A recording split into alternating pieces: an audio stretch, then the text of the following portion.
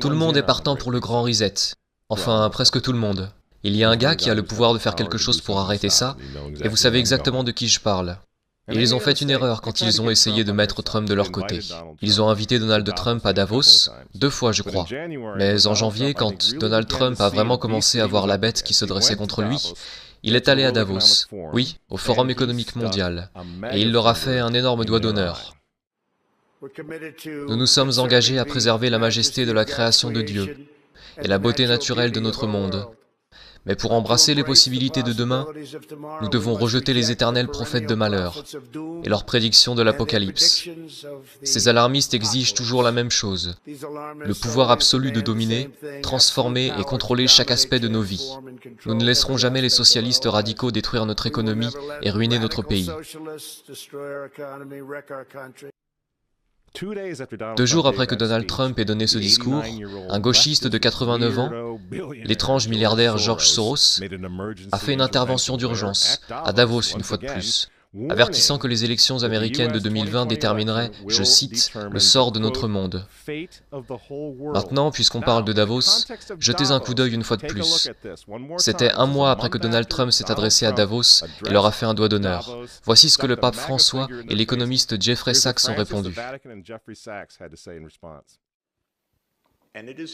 C'est un pays dangereux en ce moment. Il sera absolument dangereux si Trump est réélu.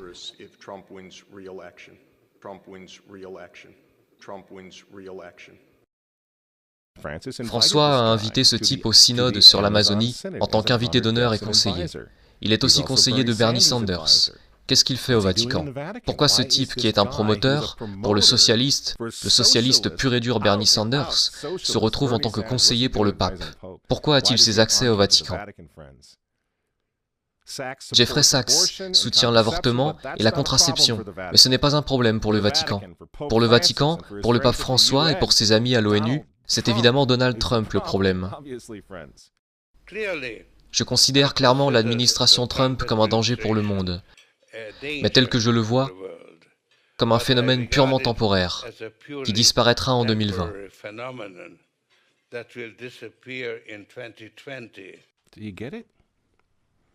Vous comprenez? Vous voyez pourquoi il y a tant de haine envers Trump? Parce que malgré tous ses défauts, il est capitaliste, il n'est pas mondialiste. Il ne sera jamais l'un d'entre eux.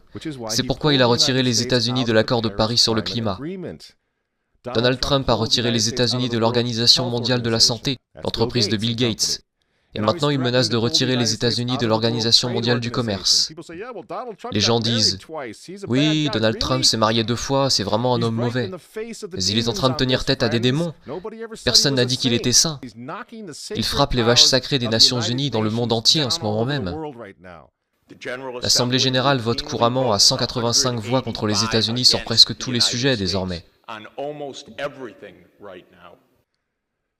Et vous vous souvenez, puisqu'on parle des Nations Unies, en novembre 2019, juste avant que le coronavirus arrive, Trump est allé aux Nations Unies, à l'Assemblée générale, et il a déclaré la guerre au mondialisme.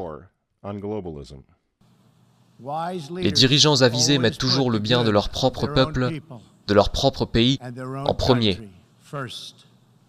L'avenir n'appartient pas aux mondialistes. L'avenir appartient aux patriotes. Peu après le discours que Donald Trump a livré à l'ONU, que s'est-il passé? Le coronavirus s'est répandu dans le monde, et l'économie américaine qui était en plein essor a été mise sous assistance respiratoire. Pensez-vous que c'était un accident? Donc quand ils vous disent, et qu'ils nous disent à tous, de rester à la maison, de porter un masque pour que grand-mère ne tombe pas malade, vous devez comprendre ce qui se passe vraiment. Ils ne se soucient pas de votre grand-mère. Ils ne s'occupent pas des personnes âgées. Ils ne se soucient pas des bébés. Ils veulent les avorter, afin de pouvoir sauver notre société. Ils avortent des millions de bébés dans le monde entier. Ils ne se soucient pas des bébés, ils ne se soucient pas des personnes âgées. En réalité, si vous voulez sauver votre grand-mère, dites aux mondialistes de rester loin d'elle.